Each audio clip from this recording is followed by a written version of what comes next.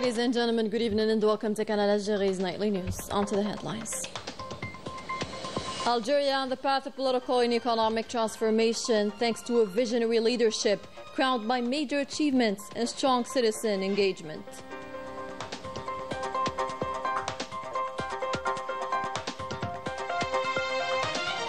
The IMF praises Algeria's economic outlook. Indeed, a positive prospects confirmed and reforms hailed for diversifying the economy and improving the investment climate.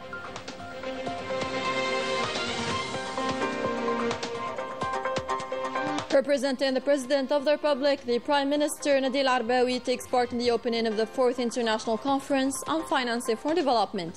On the agenda is the adoption of the Seville Commitment document.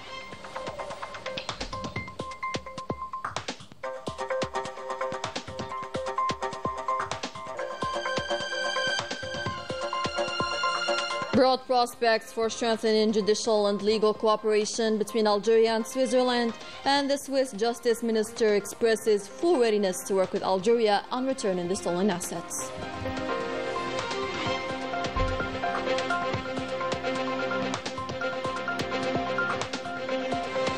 And Sonatrach eyes Mauritania to boost energy partnerships and investment opportunities in order to advance regional cooperation.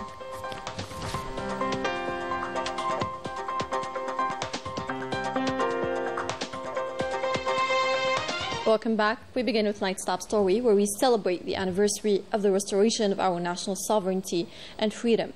Feelings of pride, honor, and loyalty to the homeland are renewed, along with a pledge to continue on the path of renewal, development, and progress. Algeria today is asserting itself in the balance of power under the guidance of the wise leadership and a confident vision. The vision that has reshaped the political, economic, and diplomatic landscape with major achievements, built trust with citizens. The assumption of office by President Abdelmajid Tebboune marked the starting point of a profound transformation, the birth of motivated young generation in an Algeria strong with its sons and daughters. The new Algeria can regain hope and reclaim its position, strong and profound with its unwavering positions and principles. Rania Al-Bahri. Amid rapid regional and international transformations, Algeria is writing a new chapter in its modern history, driven by sincere political will and a clear national vision. When President Abdelmajid Tebboune took office in December 2019, he immediately began addressing the people's aspirations for change and renewal in a context marked by an unprecedented crisis of trust between the rulers and the ruled, and the decline in Algeria's international standing. His election marked a turning point widely seen as the beginning of deep transformations politically, diplomatically, and economically, supported by the 2019 popular movement. His presidency began with institutional reforms such as dissolving the parliament and organizing early legislative elections and encouraging youth participation in public life. Within just 6 years, the trust between citizens and the state began to be restored, with the president emphasizing that the citizen is a red line and vowing to restore national dignity, something long damaged by the practices of the former regime. One of the major challenges of his presidency has been preparing for the post-oil era. This included revitalizing industry, modernizing agriculture, and boosting non-oil exports as part of a clear strategy to build a diversified and sustainable economy. Today, Algeria records GDP growth of 4.2%, a performance praised by international financial institutions as evidence of the country's resilience and capacity to recover. Non-oil exports have reached around $7 billion, a historic milestone confirming Algeria's ability to shift toward a new economic model that serves future generations. The national railway strategy has also become a symbol of the country's industrial awakening. Its success represents the path to prosperity and accessing new markets, especially in Africa. Algeria is reinforcing a diplomacy of connection based on mutual interests with its partners. President Tebboune places great importance on science and innovation. Specialized national schools in artificial intelligence have been created, alongside support for scientific research and entrepreneurship. On the diplomatic front, Algeria has regained its voice and prestige. It remains committed to its core principles, defending justice, promoting peaceful conflict resolution, representing international law, and supporting state sovereignty. From the African Sahel to the Mediterranean, from the Palestinian cause to African issues, Algeria plays its full role as a regional power, free in its decisions and independent in its positions. This principled stance may disturb some as it challenges dominant global narratives, but it reinforces Algeria's image among nations as a reliable and loyal partner. Despite the challenges ahead, Algeria has clearly regained its sense of hope in less than 6 years. It moves forward with strong faith in a new generation capable of shaping its destiny. The country is working to rebuild the state with the citizen as a key player in its prosperity. Algeria is strong through its women and men, driven by clear, modern, realistic and firm leadership, and committed to the values of freedom and dignity. In a related context, the reform undertaken by Algeria, particularly in the areas of economic diversification and improving the business and investment climate, were praised and commended by the International Monetary Fund mission, which concluded its annual visit to Algeria. A press conference was held on Monday, during which the fund's representatives praised the efforts made by the Algerian authorities to maintain economic stability in light of the challenges associated with fluctuating oil prices and unstable global economic conditions. The mission noted the positive development recorded on the financial front, particularly the significant decline in the inflation rate from 9.3% in 2023 to 4% in 2024. This improvement is attributed to the decline in food prices. Representing the President of the Republic, Abdelmajid Tebboune, the Premier, Nadir Al-Arbawi, participated on Monday in Seville, Spain, in the opening of the 4th International Conference on Financing for Development. The PM was accompanied by the Finance Minister, Abdelkarim Bouzid. During this conference, participants adopted a Seville document, which includes a work plan for the mobilization of all financial resources, official development aid, and the participation of the private sector, in addition to the measures taken at the international level in order to reduce the debts of emerging countries. On the eve of the opening of the proceedings of the 4th International Conference on Finance and Development, the King of Spain, Philip VI, the King of the Kingdom of Spain, who received the heads of state and government and the leaders of the delegations participating, entrusted the Prime Minister Nadir Al-Arbawi with conveying his greetings and feelings of appreciation to the President of the Republic, Abdelmajid Tebboune. On Sunday evening, the Premier met with the UN Secretary General Antonio Guterres, who also entrusted Nadir Al-Arbawi with conveying his warm, cordial and respectful greetings to the President of the Republic, Abdelmajid Tebboune. During the meeting, both parties discussed the repercussions of current regional and international crises and conflicts on multilateralism, emphasizing the need to continue investing in multilateral organizations and to restore the rules and principles of the international law. The PM also held bilateral talks with the head of the Tunisian government, Sara Zafrani al-Zanzari. Both parties hailed the distinguished relations between the two brotherly countries in accordance with the common will of both heads of state to commit to work towards their diversification for the best interest of both countries. The talks also discussed the current regional and international issues, while highlighting the convergence of views between both countries and the need for continued coordination to overcome the current challenges. And from Seville, Spain, our special envoy, Kamal Sri, gives us all the details on this international mega conference. Good evening, Kamal. What can you tell us on this conference? Good evening. The main outcome of this first day is the official adoption of the Seville Agreement. This 38-page document offers solutions to help developing countries, which according to the UN face a $4 trillion yearly funding gap to meet the 2030 Sustainable Development Goals. 70 world leaders are attending this international conference. Prime Minister Nadir Al-Arbawi is representing the President of the Republic, Abdelmajid Tebboune. He will deliver his speech tomorrow. The United States of America is the big absent. They have left the talks this month over this agreement with the Seville commitment. UN Secretary General Antonio Guterres called for efforts to support developments in the face of climate change and global conflict. But beyond the words, many developing nations are still waiting for real action. Thank you, Kamal. And on to the Algerian-Italian cooperation. The Minister of State, Minister of Foreign Affairs, the National Community Abroad and African Affairs, Ahmed Attaf, received the Secretary General of the Italian Foreign Ministry, Riccardo Guariglia, who is on a working visit to Algeria in the framework of the proceedings of the 4th session of the strategic dialogue between both countries.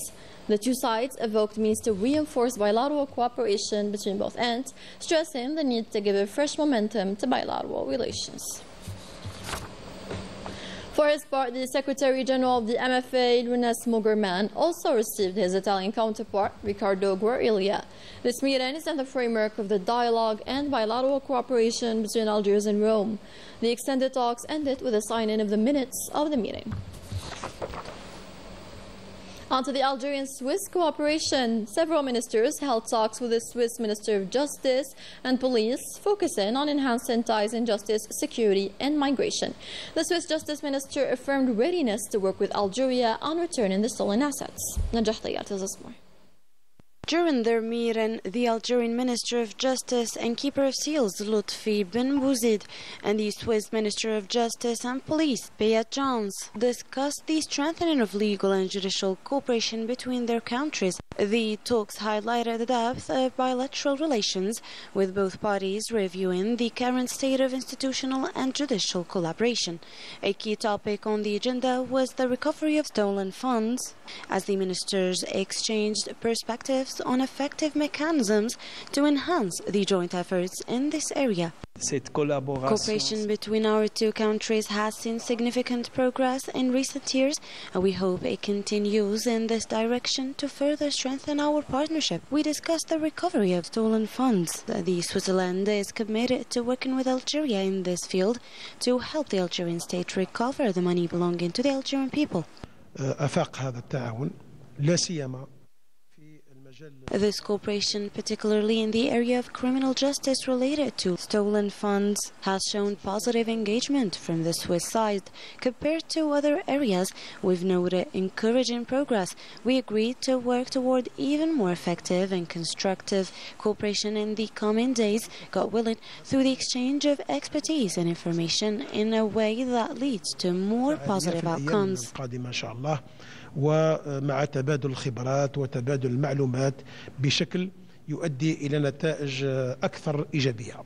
Among the most positive outcomes is the joint effort between Algeria and Switzerland in the field of security, which resulted in a cooperation agreement overseen by the Minister of the Interior, Brahim Rad, and the Swiss Minister of Justice and Police. The agreement aims to strengthen collaboration between the police forces of both countries in order to combat various forms of transnational crime. This meeting falls within the framework of the well-established cooperation between Algeria and Switzerland, cooperation which have played an important role. The Minister of Justice emphasized his commitment to combating crimes in all their forms, and today both sides agreed to begin implementing this agreement with the aim of launching the ongoing joint operational efforts in the near future.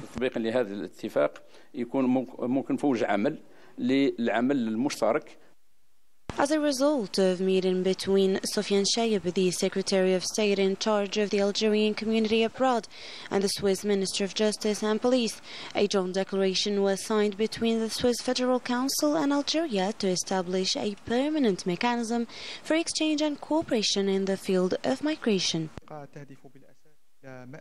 The trust is primarily rooted in the institution of this dialogue, which revolves around the exchange of expertise, experiences and best practices, particularly on issues related to migration, through regular discussions and meetings where successful experiences from both countries are shared. Relations between Algeria and Switzerland are characterized by distinguished cooperation marked by mutual trust. In order to strengthen its presence in the Mauritanian market, the CEO of Sonatrach Group, Rashid Hashishi, continues the visit to the Islamic Republic of Mauritania, during which fruitful talks took place, focusing on ways to enhance cooperation between the two countries in this sector, especially in the fields of energy exploration and production, in addition to human resource training. Further indications with Aniel Bahri. in a clear strategic dimension, reflecting the major transformations in Algeria's economic and energy vision, particularly towards its African environment. This is confirmed by the meeting between the CEO of Sonatrach and the Mauritanian Prime Minister. This meeting provided an opportunity to affirm the shared will to advance economic relations between Mauritania and Algeria to higher levels through strategic energy projects. These were very useful meetings as we discussed everything. Sonatrach's partner company, the Mauritanian company SMH, is the one to implement the agreement signed in January 2025, which primarily revolves around three axes: the exploration and production axis, the distribution of petroleum products across Mauritania, and the training axis, which we implemented as SMH personnel are currently here in Algeria at the Algerian Petroleum Institute. The meeting also focused on implementing the Memorandum of Understanding signed in January 2025 to discuss various opportunities, including exploration, petroleum product marketing, and fertilizer production, a sector in which Sonatrach has extensive experience to support Mauritania's capabilities. The visit goes beyond the bilateral framework to attract new African economic partnerships led by Algeria through its major economic institutions led by Sonatrach in an effort to build an effective and sustainable energy economy. As part of the implementation of the summer 2025 training campaign, Major General Mahfoud bin Meddah, commander of the Naval Forces, supervised on Monday the inspection ceremony of the naval detachment consisting of the training sailing ship Al Mallah and the training ship As-Somam, heading to implement the summer 2025 training campaign. During the period from July 2nd to August 5th, 2025, for the benefit of officer cadets serving in the first and second years of basic training at the Yatam Naval High School in the 1st Military Region. This training campaign, which will focus on navigation in the Mediterranean Basin, the Atlantic Ocean, with several stops at national and foreign ports, supports students' practical training and equipping them with the necessary skills to master maritime navigation techniques and test their ability to adapt to various maritime conditions and environments. The Algerian military delegation participating in the first edition of the World Military Martial Arts Championship held in Germany from June 22nd to the 25th arrived on Sunday evening at Hawari Boumediene International Airport, where they were welcomed by General Abdelhak Jabou, head of the Military Sports Department at the Employment Preparation Department of the PNA General Staff, accompanied by senior PNA officials. During this international competition, the national military judo, wrestling, and taekwondo teams achieved the 7th place, having won 2 silver medals in judo, 1 silver medal and 4 medals were won in taekwondo, while the national military wrestling team snatched 3 bronze medals. This world competition, which witnessed the participation of 746 athletes representing 37 countries, denotes the performance achieved by the national military elite during the first edition of this championship. And a good news following the well-deserved recognition of Algerian TV at the 25th edition of the Arab Summer Festival of Radio and Television held in Tunisia. EPTV CEO Mohamed Baghali presided over an awards ceremony at the TV headquarters for the festival winners. The awards were in the categories of news reporting, film documentary programs, cultural programs, and programs for children, in addition to an award in the information exchange category. Awards and distinctions that confirm the quality of the public television company's final product delivered to its audience. Here's EPTV CEO Baghali.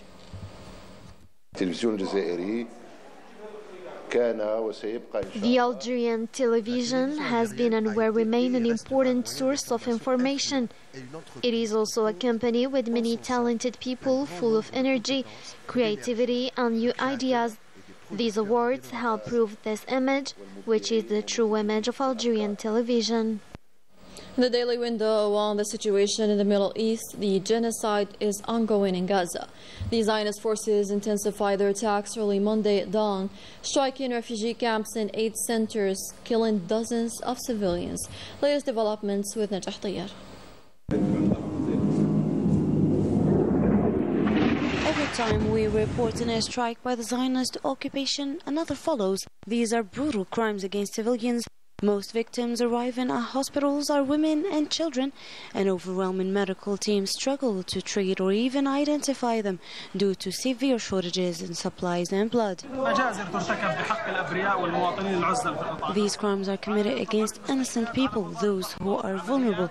The hospitals in Gaza are receiving victims all day, but these circumstances are actually horrible, and we have a lack of equipment with a huge number of injured.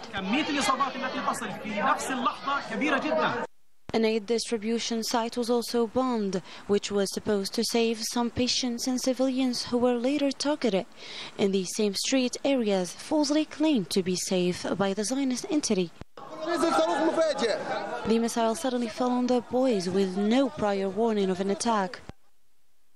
And on the coast of Gaza, a missile carrying a ton of explosives hit a cafe sheltering displaced people, and over 15 were killed, dozens wounded. The site is now lifeless, its memories erased. 50 people were killed here with no reason. It's obviously an open touristic site that hides no harm.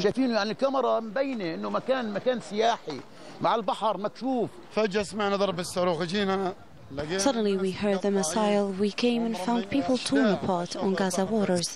Places and times may change, but the crimes stay the same. The same killer, the same army, still violating international law, still trading innocent lives for political gain. With that, we end tonight's bulletin. Thank you for joining us. See you soon.